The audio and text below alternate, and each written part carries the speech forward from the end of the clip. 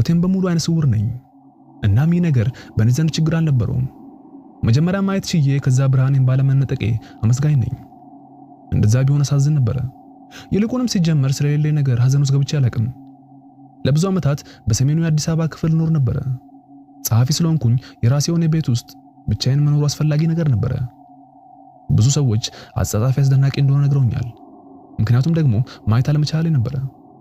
ሌሎች የስሜት ህዋሶቼ ላይ ነው ትኩረት የማደርገው እና የምጽፋቸው ጽሁፎችም በዛው መጠን ለየት ያሉ ይሆናሉ። ቢጫ ብርቱካን ብዬ አልገልጽም። ቢጫ ማለት ምን ማለት እንደሆነ ስለማላቅ ማለት ነው። ጠንከር ያለ የሚኮመጥጥና የሚጣፍጥ ግሩም መዓዛ ያለው እያልኩ ነው የምገልጸው። አልዋሻችሁም፣ ስኖር የነበረበት ቤት አሪፍ ቤት ነበረ፣ ግን በጣም ትንሽዬ ነበረች እና ደግሞ ቤቴ ውስጥ የአካል እንቅስቃሴ ማድረግ እመኝ ነበረ። ስለዚህ እስካሁን የሰራኋቸው ስራዎቼ ባስገኙልኝ ገቢ ማለቴ በቆጠብኩት በአዲስ አበባ ጥግ ባለች አንዲት ሰፈር ውስጥ ቤት ገዛው። ዘመዶቼና ጓደኞቼ ያሉኝ ነው የምነግራቸው። እሱ አይመለከተኝም። አሁን ማየት አልችልም አይደል? የጧት ፀሐይ ቆዳይ ላይ እንድታርፍና የአመሻሽ ንፋስ በመስኮት እየገባ ስራዬን ቀንና ማታ መስራት ነበር የምፈልገው። አዲሱ ቤቴ አንድ ፎቅ ያለው መሆኑ ሰዎች እኔ ላይ ችግር የሚፈጥርብኝ መስሏቸው ነበረ።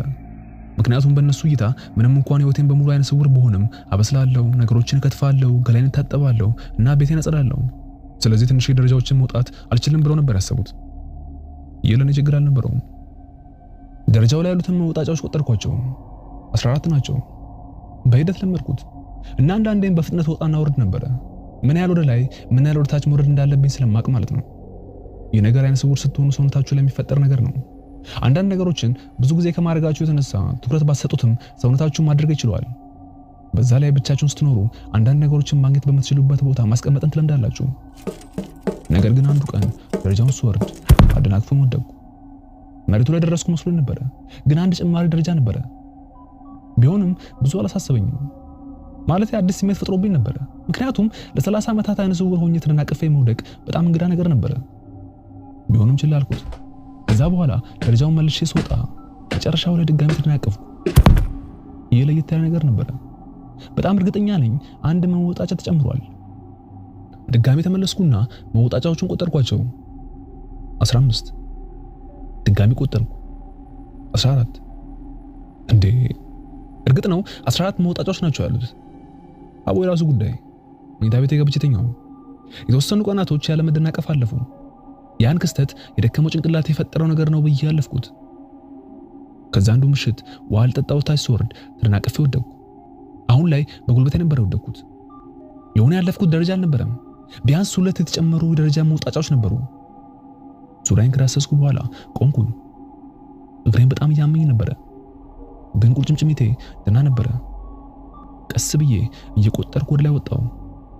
16 ምንድን ነው? እርግጥ ነው አንዳንዴ ስትቆጥሩ ትሳሳታላችሁ፣ ግን 2 ደረጃ መጨመር ወይም መቀነስ። ቤቱ ጸጥ ረጭ ብሏል። ፍጹም የሆነ ጸጥታ። ኖርማል የሆኑ ሰዎች ጨለማን ነው የሚፈሩት። ጸጥታ ነው የምፈራው እኔ። ተመልሼ ደረጃውን ወረድኩ። መሬት ላይ ስደርስ 14 ቆጠርኩ። ድጋሚ ወጣሁ።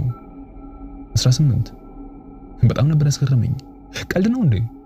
እንደዚህ አይነት ቀልድስ ማን ነው የሚቀልደው? የሰውን ቤት ሰብሮ ገብቶ የደረጃቸውን መወጣጫ ጨመረ ሌባ ሰምቼ አላውቅም። ቢሆንም በሩን መዝጋትን አረጋገጡ። በስርዓት ይዞርኩኝ ሙሉ ቤቱን መቆለፉን አረጋገጡ። ከዛ በኋላ ከዕቃ ቤት ወጥቼ ኮሪደሩ ላይ ያለው ነበረ ከሆነ ነገር ጋር የተካጨሁት። ደረቄ ቀረው። ፀጉሬም ሲቆም ይሰማኛል። ጆሮቼም ቆሙ። በህይወቴ እንደዚህ አይነት ፍርሃት ተሰምቶኝ አያውቅም። ከዛ ድጋሚ ዞሬ በሩን መቆለፌን ተመልሼ አረጋገጥኩ። ተቆልፏል። ከዛ ዞሬ ወደ ደረጃው ቀናሁ። አሁን ግን ከምንም ነገር ጋር አልተጋጨውም፣ ወይም ከማንም ጋር አልተጋጨውም። 18 አረ በለው። ምሽቱን ሙሉ እንዳበደ ሰው ደረጃውን ስወጣና ስወርድ ነበር ያሳለፍኩት። ያንዳንዱ ሙከራዬ የተለያየ ውጤት ነበር ነገረኝ። ተመልሼ ከወጣሁ በኋላ ለመጨረሻ ጊዜ ልቆጥር ወሰንኩኝ። 14 እሺ፣ ተጨማሪ ደረጃ ሊኖር ይችላል። 15 አይ እስካሁን አልቆምም።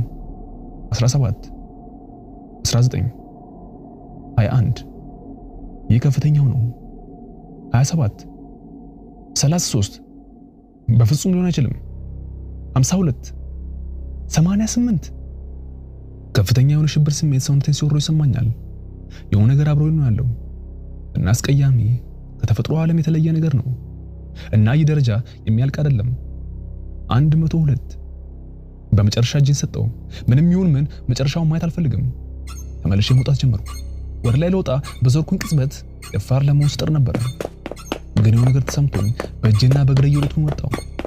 ደረጃውን ለመጨረስ የተመኘው ውስጤ ሩጥ ሩጥ ሩጥ የሚለኝን ስሜት ሲያዳምጠው ነበር።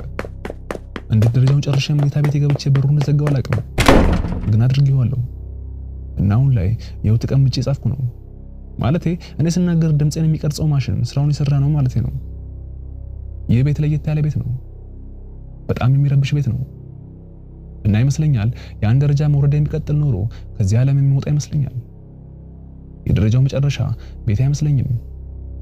ይህ ቤት አስፈሪና የተለየ ቢሆንም ተመልሼ መውረድ እንደሌለብኝና ምንም ነገር ወደ ላይ ለመውጣቱን ማረጋገጥ አለብኝ። እና አሁን ላይ ደረጃው ሲንቃቃ ይሰማኛል።